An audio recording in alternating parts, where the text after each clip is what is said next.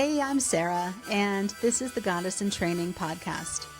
This isn't about being perfect or polished or having it all figured out. This is about what happens when you actually start listening to your body, your intuition, your patterns, your truth. I'm asking big questions and having real conversations, sometimes messy and sometimes magical, with people who've lived through it, grown through it, and still don't have all the answers. If you've ever doubted yourself, betrayed your gut, or wondered if you're the only one, you're not. Let's talk about it.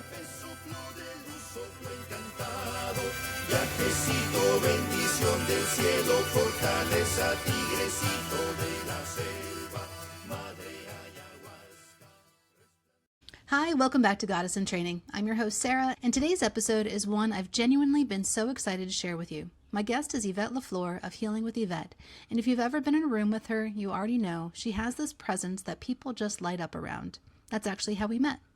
We were in a group circle, and when it got to Yvette's turn, person after person around the room was like, "Oh, Yvette, I've worked with her. She's incredible." And I thought, I need to talk to that woman. Yvette is a Reiki master teacher, a light language practitioner, and a certified grief recovery specialist. But more than any title, she is someone who has walked through the fire, and I mean that literally. She lost her husband Walter in August of 2024, and the way she carries that loss with love and humor and this extraordinary openness is something I think you're going to find really moving. In this conversation, we talk about how she stepped into her healing practice, the role of intuition and receiving messages, what light language actually is and how it works, and how she's built a business rooted in genuine service rather than scarcity. We also get into grief, what we get wrong about it as a society, and how to actually show up for someone who's hurting, and how Yvette found Walter waiting for her in the most unexpected place in Costa Rica. This one touches on all of it: love, loss, healing, and what it means to keep showing up even when you don't yet know what's coming next. All right, let's get into it. Hi, welcome back to another episode of Goddess in Training. I am here today with Yvette LaFleur, who I met here in the Roanoke Valley.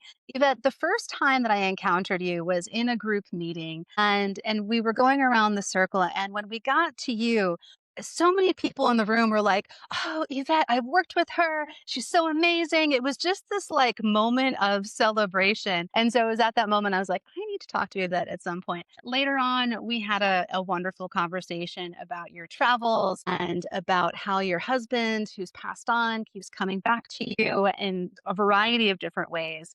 And so I'm so excited to learn more about you and your work and your journey. So thank you so much for being here. Thank you for asking.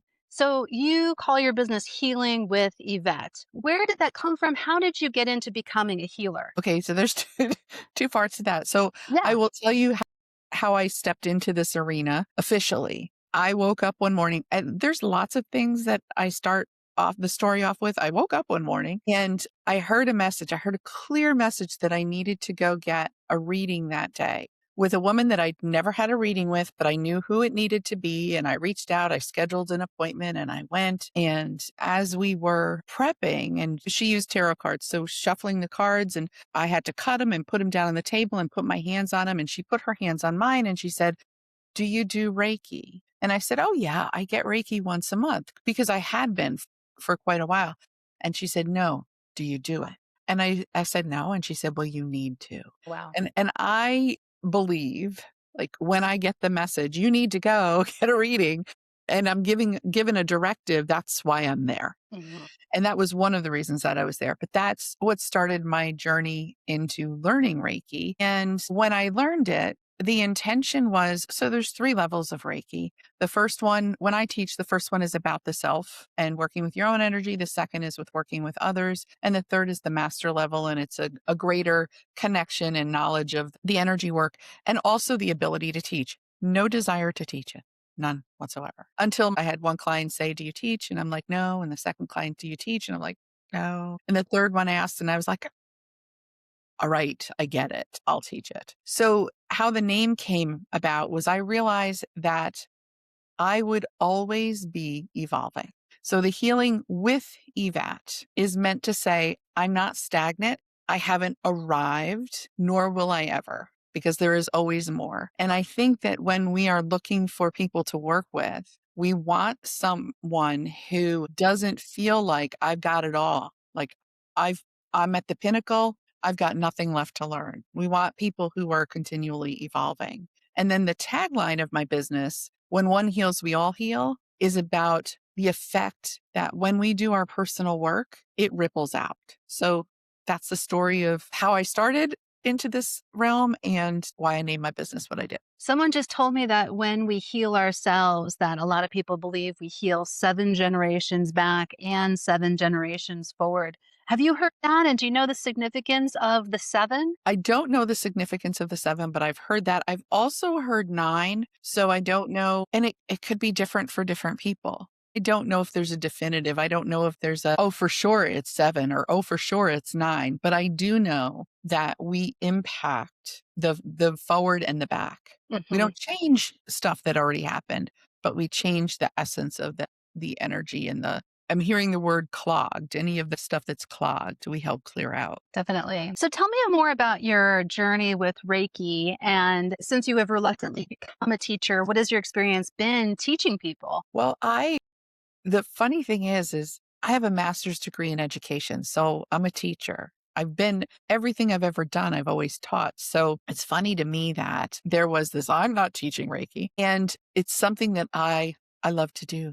I love to do. I love to watch the blossoming of the folks that I get to work with. And I teach all 3 levels. And the beauty of it is that I get to see people unfurl their leaves and not only work with their own energy, but then move on to work with others and create practices. And so I like to walk beside people as they do that.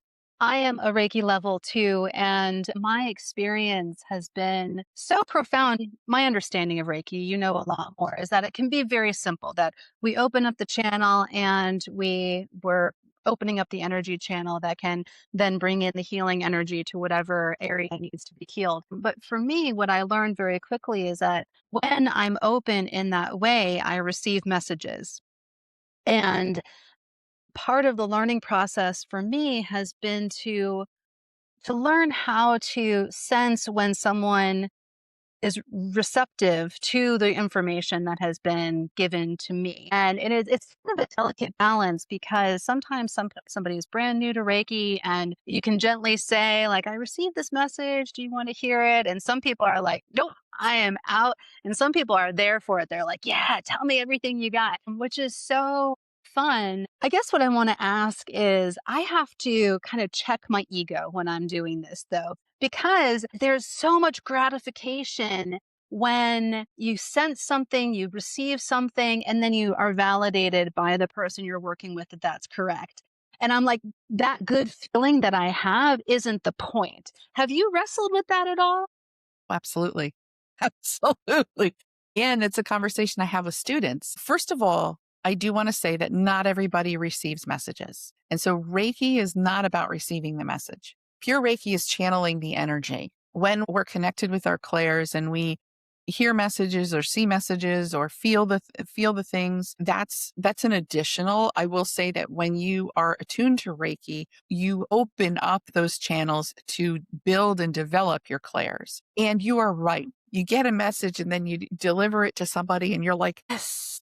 What I found though is when I've delivered messages and people will say, nope, that's when I really began to realize that I needed to ego check, and everything that comes through I know is for them, whether they are willing or ready to hear it or can connect the dots is up to them. And so when I teach my students, I say, listen, I'm going to teach you the practice. You're going to develop your practice. You get to ask people whether they want the messages. You deliver the messages and know that the message is for them, whether they resonate with it or not. And you can leave it when you've delivered it, your job is done. The message might be for you and them, but it is never just for you. Yeah. Exactly. And so much of, I think, we do as healers, light workers, I feel like none of those words really fit exactly the work, but is planting seeds. Is you receive things and you have no idea what it means, and you feel called to say it, and then you have to release attachment to it because it will evolve in the way that it's supposed to evolve. And I don't know about you, but more often than not, I don't remember messages that I've given people. Like I deliver, I've done what I'm here to do, and then I move on. When we talk about the messages that don't make sense in the moment. One of my favorite recent examples is 3 months prior, I had given a message to somebody about Irish Spring, the soap. I was like, Yeah. I smelled Irish Spring. And she's like, doesn't mean anything to me. I'm like, okay. 3 months later, I get a text message with a picture of Irish Spring soap. She had left a relationship that was not healthy and the place that she had moved to. When she opened the bathroom cabinet, there was Irish Spring. And she was like, that was my confirmation that I was in the right place. Hmm. 3 months later. So the message may not always be for the immediate, but it's like you said, to put it on the radar. Hmm. And that's happened to me so many times when I've received messages from people. It's like, it doesn't really land, but because it comes through in a way that you feel in your body, it sticks with you. So then then you remember it in the moment that it's supposed to come back up and be a confirmation or to give additional information. So what kinds of messages have you received on your path? So many, Or right?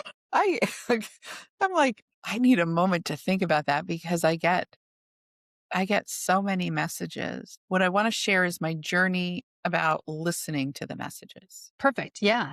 Yeah, I'd love to hear that. because I have learned that it's important to listen. The message may not make sense, but it's important to listen. And I may not know why I need to listen to it and do whatever I'm being told to do. And that's okay because it will come around eventually. Recently, I got the message to check the cash that I had in my wallet. And I was like, all right. And I did.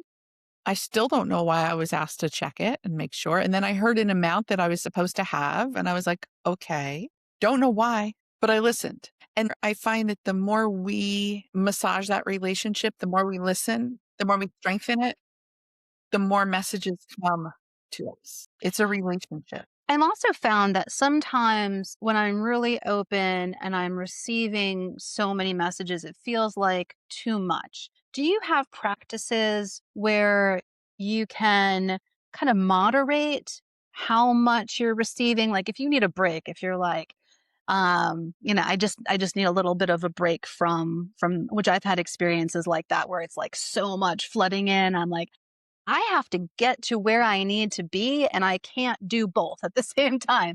Has that happened to you, and how do you manage that? I might be blessed in that respect that I don't get overloaded. One of the things I teach people is just imagine like a sunroof, just like kind of like I'm closed off for now. I'll come back to you later. When you're ready, open it back up. That's a really great analogy. One thing that I've been struggling with recently is I went through a period of time where I was very in my divine feminine energy, in flow, like, but I also wasn't working and I wasn't making money. And now I've hit this point where I need to take care of these worldly things. And I'm having a hard time doing both. I feel very closed when I am having to pay bills and figure out what's next and take care of those worldly things. How do you manage that balance in your life? Well, the image I just got was of walking barefoot on the earth. So, like giving yourself that time for that flow. And it can be utilizing the masculine of scheduling it in order to have that time for the flow. So it almost feels convoluted that there's a need to utilize the masculine to give space for the feminine. That makes a lot of sense because we all have both inside of Yes. us, and it's always a balance, and we're always utilizing both. I don't think we can ever be fully in one or fully in the other in order to live in this world. And to live healthfully in this world. Right, right. Good point. So tell me more about light language and at what point in your journey light language came in and how that's evolved. I know you've interviewed Tabby Keane and Jen Marie Cliff. Yes. You've interviewed both of those. So light language came in. I don't remember the first time, but I know that the first time it really like hit me upside the head was I was at a meditation that Jen Marie was facilitating. And she said, I just learned light language. I just connected with it. You may hear me speaking it. And she pointed out Tabby, who was in his seat, connected to the ceiling. I can't think of the name of it. And, just reclining. And Jen started the meditation. And then I heard her speaking light language. And then I heard Tabby speaking light language. And my body was just like, hey, all right, what's this? And that connection, and things just kept coming in for me. I kept hearing about it, seeing it as things were. And so I did a, a class with Tabby, got activated to light language. And it was a really funny unveiling because I found myself, I didn't speak it at first. I could hear it and it was like in here. And I'd be working with a client and it would start to whisper it. They couldn't hear it. I was afraid to let it out. And then I started letting them know, like, there's something new that's happening here. And the moment I said, it's okay, let it connect, let it be heard. That was it. Wow. So, in what ways has light language changed your life and helped the people that you work with? Light language transcends ego. Personally, I have one very vivid, impactful moment. I was doing work with my sacral chakra. I was doing work around sexual trauma, and I was sitting in front of my altar, and all of a sudden, light language came through. And as it came through, I found myself sobbing and speaking light language. You know, when young children are crying so hard that you can't understand what they're saying, they're trying to speak, and that's what was happening. And I know that I was clearing stuff out and I didn't need to know what it was because it was on the soul level that it was being cleared. And that's the same thing that happens when I work with clients. Just this past week, I had somebody, I was working in the heart chakra, the light language came through, tears started for her. And she was like, you're only the third person that's ever heard me cry. Wow. It does not. I just want people, if you're listening to this and you're like, I'm interested in working with Yvette because I don't want to cry. Yeah, maybe I'll just make you cry. Okay. But what it does transcends ego. It doesn't, I don't get translation for it often. It's allowing my higher self to communicate with your higher self, or galactic beings to communicate with your higher self, or other beings to connect with your higher self.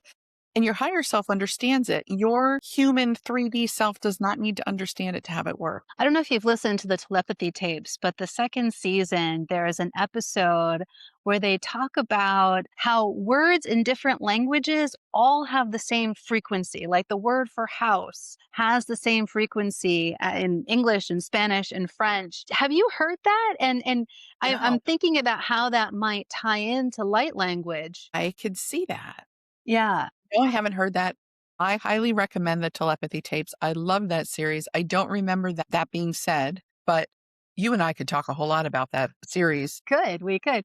It's so funny. I think that so much of what I'm learning in my own journey is that, and I'm sure you've seen this too, different things work for different people, different things resonate. That I think that if we were all open, we could speak telepathically. We could just transmit healing to one another in ways that we can't even imagine right now. But tools like Reiki and light language, there's a reason why we all are kind of drawn to a different combination of all of these different modalities. Do you find that? Yeah.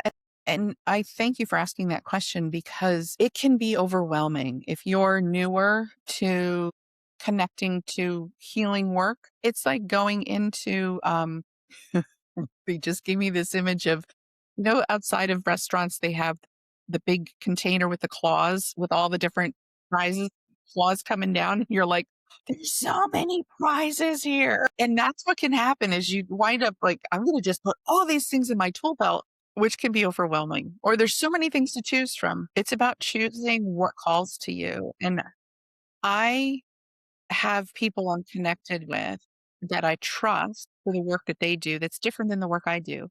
And I regularly say to clients, you know what? I think this person would better suit you, or their strengths would match what you need.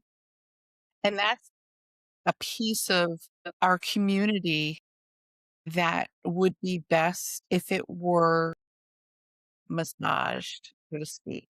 That we didn't think in the realm of scarcity, that we felt everything was abundant. And if I get someone that comes to me who's better suited elsewhere, to be willing to give that client away, knowing that the abundance will come. There are enough people that want what we have to offer that we can pass clients on and still have enough for ourselves. I love that.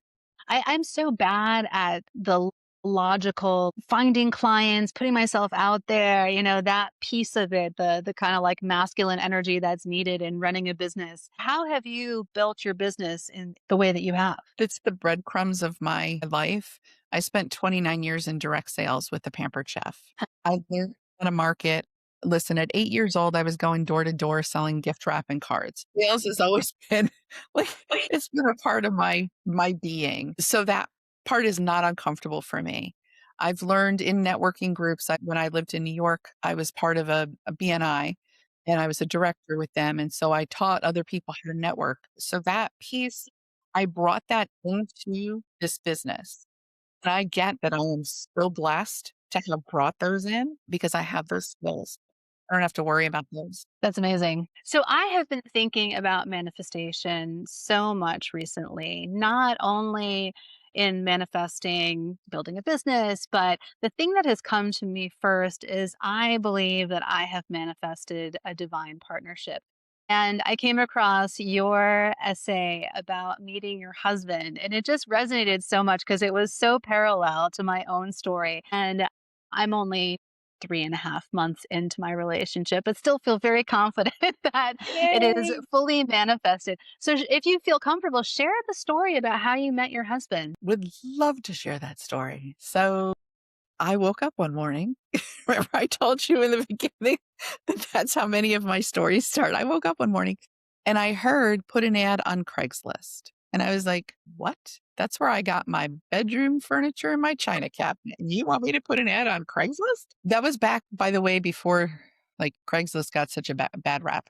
So I put an ad on Craigslist. And the beauty of putting that ad on was I'd been online dating for a very long time. I had been asked so many inappropriate questions when men saw my picture and had lots of inappropriate comments. And so I didn't put a picture up on Craigslist. I was real clear about what I wanted. And one of the things I said was I wanted someone who understood energy work because I was a Reiki Meister teacher. And I wound up the very first person I met, we dated for about 3 months.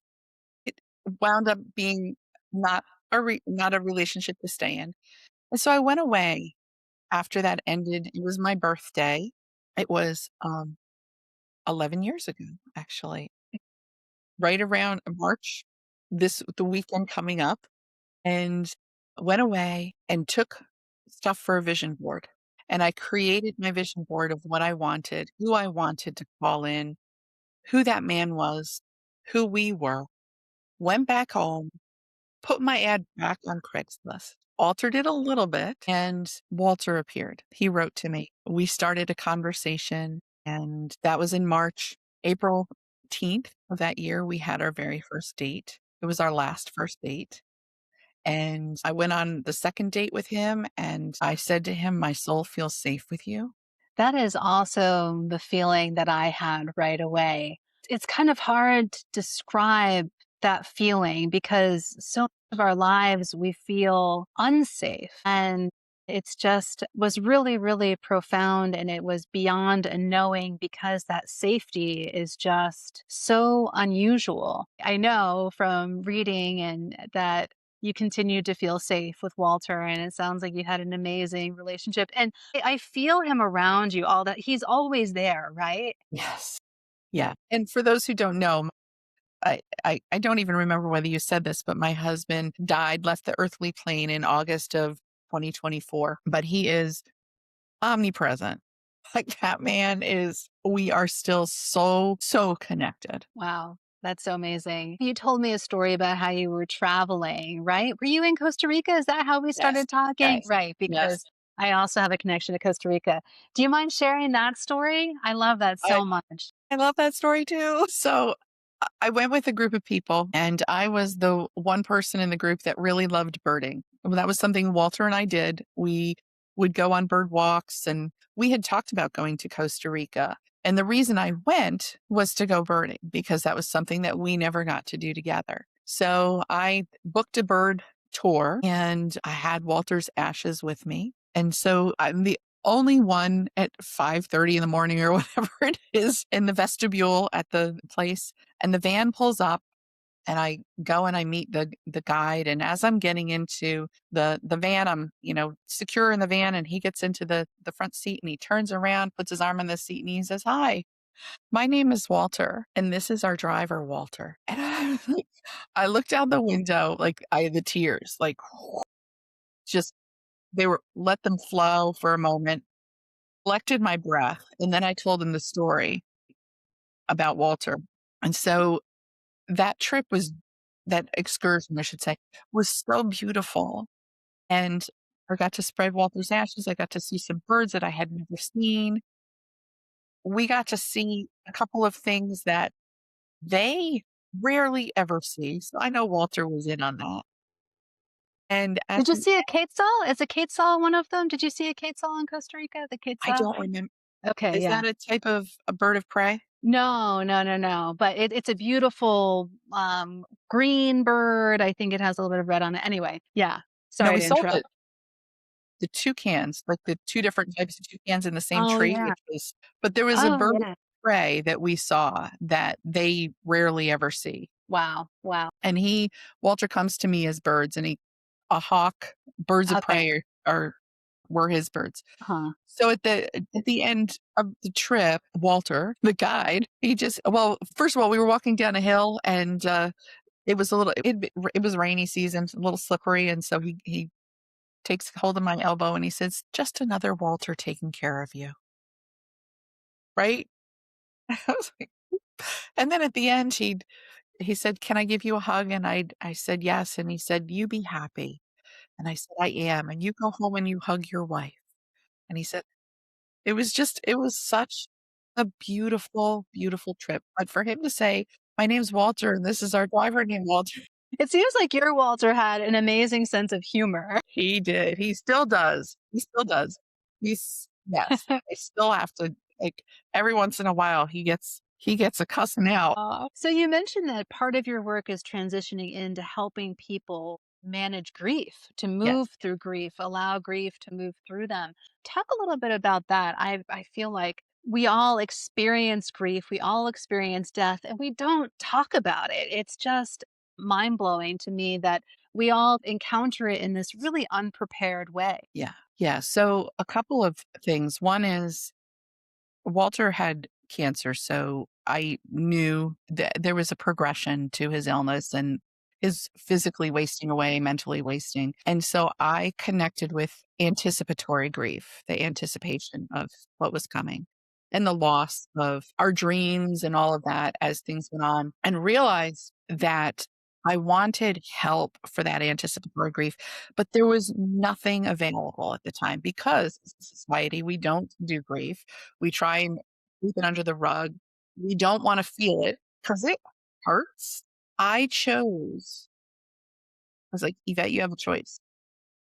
And I chose to embrace all the feeling and to do the work with the anticipatory grief, and I became aware he died in August. It was probably around March of 2022 where I got a really strong message that the work that I was to do wouldn't happen until Walter died.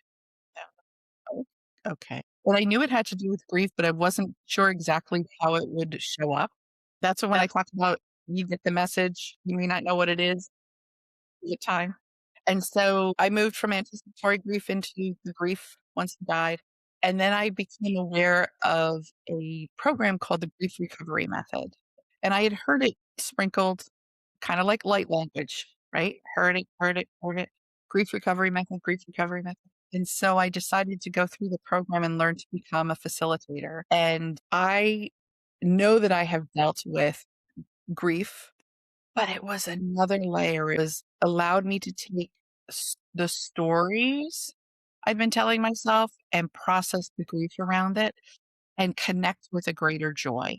I actually give an example around my father because that was one of the relationships that I did the work with. He died just before I turned 14. I got a lot of messages around that death.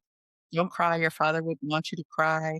Then a couple months after he died, my friends came to me and said, if you don't stop being sad, we're not going to be friends with you anymore. And these are messages that we get. They're very common in our society. During the work that I did with the grief recovery method, what I connected with was this depth of grief I did not realize I had that my father never got to meet Walter. I didn't even know it was there.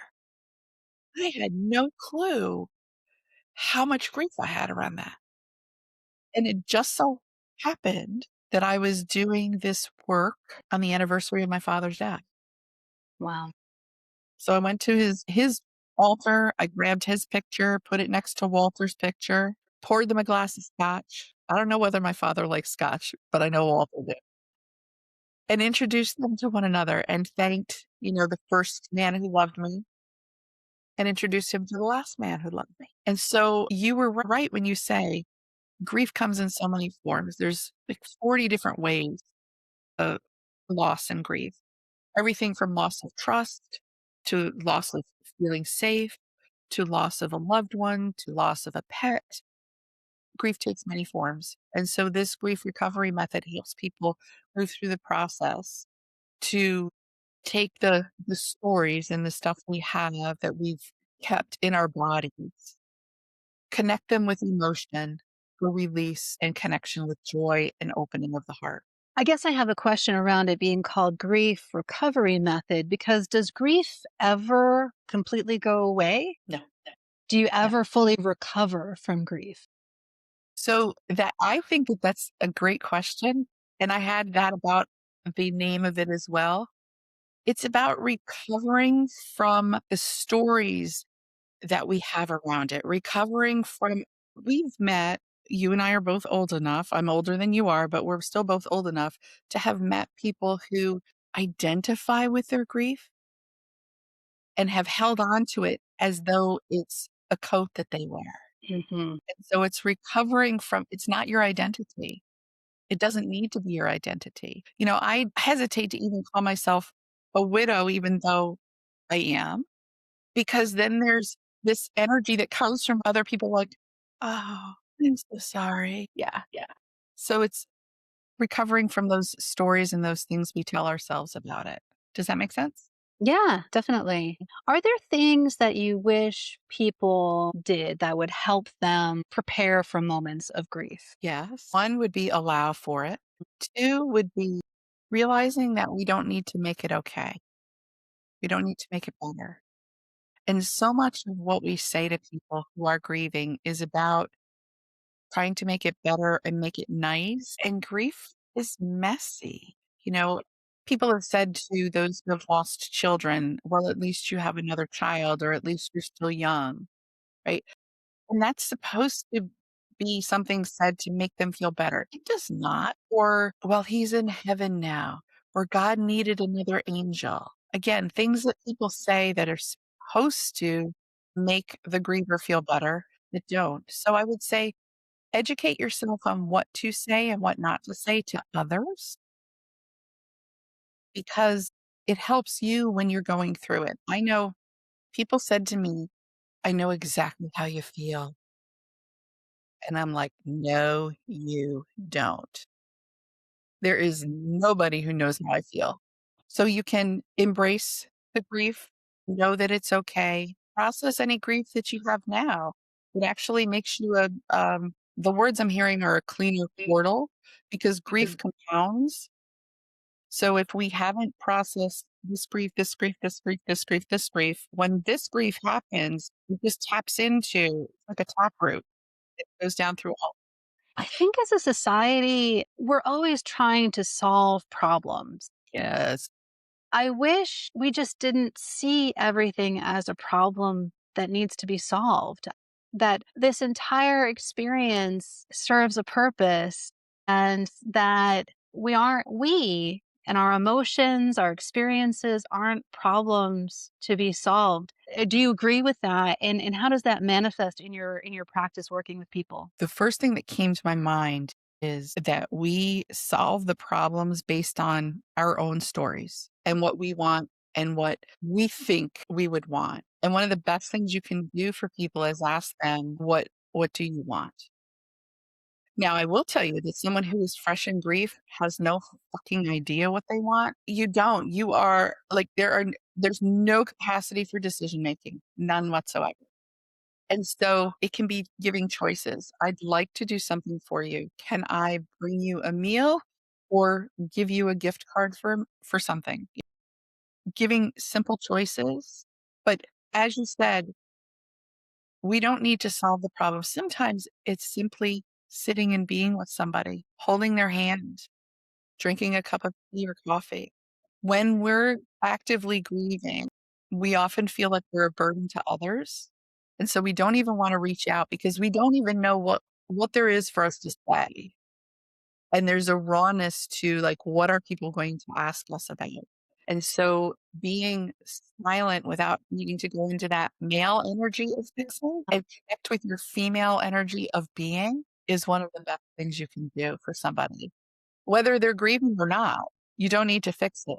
Give space because inherently, if we're connected to our higher selves, we're being given messages of what to do. But it's helpful to have people hold space for us. And sometimes the message is sit and be and feel and just feel it. Because Be still. sometimes we just need to feel the feelings, which is so hard for us. I think this society in particular, we're always like going on to the next thing and like, all right, let's solve the problem. Let's get on to the next thing. And I think it's just such a detriment because it's uncomfortable what we're supposed to feel. Yeah. And one of the things that I learned, I mean, there's so much that I learned from my grief journey, but one thing I learned was how quickly we can process feelings when we allow them. And anger was one of the things I never used to touch because I was afraid that if I felt my anger, I would go off the deep end. And what I found is that when I felt my anger, it was so quick to process it. I was like, okay, I feel better now. I've been trying to practice reverence for all the things. It was a conversation I had with another podcast guest, and it really kind of flipped things on its head, like thinking about the chaos in the world today and finding a way to feel reverence for everything, even as challenging and evil as it may be that this is our life experience. We are here and we are meant to experience all of these things. Yeah. Yeah. And I'd like to speak to that for a moment because I Yes. think there's a lot of judgment around what's going on right now. Rightfully so, because there's a lot of shit hitting the fan. Now that you give me permission, like all the language is coming out. What I want to say about that is I believe it's about finding our place and making the difference. I am not a frontline person. That's not my place. My place is to hold the space and do the healing work for the people who are on the front line so that they can go back out and be on the front line, help them clear so that they can go back out. And I think that there's a lot of animosity and anger towards those of us who are not going out and fighting or being front facing, but that's not our place. So it's where is your place in what's going on? How do you contribute? How do you be part of it? How do you be, and there is a doing to it, right? And there may be a being. How do you hold space for, sit in silence with, disconnect from all of the stories and the social media and the false stuff that's being spread around can be part of your part. That's why I was talking to my son yesterday about the state of the world, and he feels like he needs to do something. He's a frontline kind of person, which I feel very conflicted about as a parent. You know, you want them to be safe, and I've been told that I can't protect him, and it's not my role to be in that space. I think a whole lot of us have been called to sit and be, and it's not even about necessarily engaging with other people, but we're doing that too. We're building community. I think so many of us are getting these same messages because we're creating this web of love that we can't see the effects of it, but we know that it's there. The day after our national election, I was taking a walk and my guide said, teach Reiki to as many people as possible because that's bringing in that vibration of love and that's spreading. We were talking about this generations forward and back, and also when one heals, we all heal. And so in teaching Reiki and doing what my guides have asked me to do, it's one of the ways that I bring in that vibration of love and light to the world. So to end on a lighter note, you travel a lot. Well, I've seen you travel a bunch.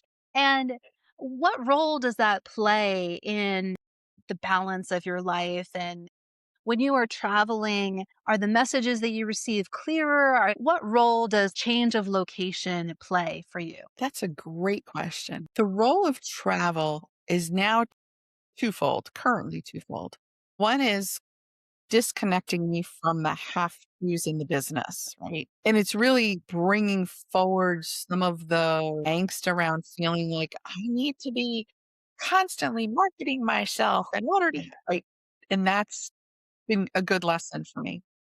So disconnecting. And the second is I bring Walter wherever I go and leave his ashes. It's a conversation we had before he died that wherever I travel, I would bring him. And so he's traveled more since since he left the physical plane than he did when we were together here. But as far as the messages, I get messages no matter where I am. I can't say that they're clearer when I step away. It sounds like Walter was a really connected, intuitive person. And circling back around to your Craigslist ad and how you said that you want somebody who understands energy work, was that something that Walter knew he knew when you met? Okay. Yeah. Yeah, he'd been working with energy, a different modality, but he had been working with energy for 20 years when he met me. Yeah. Wow. Yeah. Wow. And we talked before he died. We had a conversation about working together once he transitioned. And we had talked about working together here. It never transpired. And I remember sitting next to his bed and I said, you know what? I realized that that work we said we were going to do wasn't here. It's when you transition. You're going to be part of the work that I do here. And he is. He certainly is. Yeah. What are you looking forward to in the next couple of months? Are you traveling again? Do you have any new ideas that are going to be birthed into the world? I am looking forward to. So I've been given a message in the last month from 3 different people that I've worked with. There's some stuff coming down the pike. What I'm looking forward to is what's unfolding. I have no idea what it is. I'm being called into another level of energy work. And I'm like, I'm a little scared because I don't know. I like to know, right? And this, I'm being told, no, just let it unfold. Yeah, I've been hearing similar messages like, just hang on. And I'm like, waiting is so hard, but you have this knowing, like, I almost feel like anything that I physically do, like any kind of action that I take right now, is just not going to matter because something going to shift so significantly and then it will be revealed. Then I will know what it is I'm supposed to be doing. So I feel well, but I got to be doing something, y'all. Be still. Yeah, right. Right. We're in the fire horse year. Like Yeah. we're all Oh, like, all right, let's go. I was still all last year. yes, that's actually part of the really interesting mixed message of I am a fire horse. So I turned 60 this year. I'm entering the crone, the sage, right? And it is my year. And so I feel that energy. And I'm also being told to slow your roll.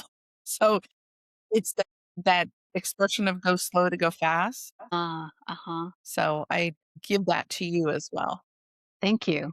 I guess if you think about a horse, they don't just, I guess sometimes they jump out the gate, but normally, they like build up to the gallop, to the run. And they might canter, but they're still going places. Exactly. Well, Yvette, thank you so much. This has been so fun. I really, really appreciate spending this time with you. Sarah, thank you. It felt like it was more me talking than you, but I appreciate being asked the questions so that I could share what's on my heart.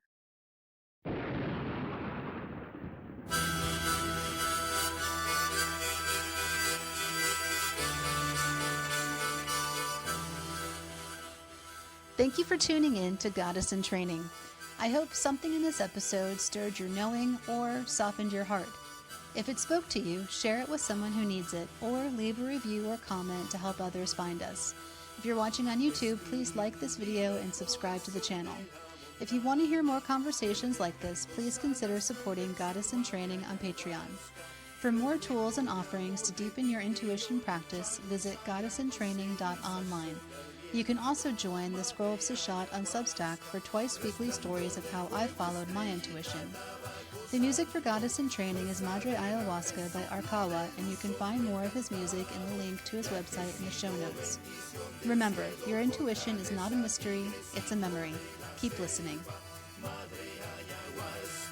Resplandor de fuego, estrellita, tabaco santo, fuerza de rapé, soplo de luz, soplo encantado, viajecito, bendición del cielo, fortaleza, tigrecito de la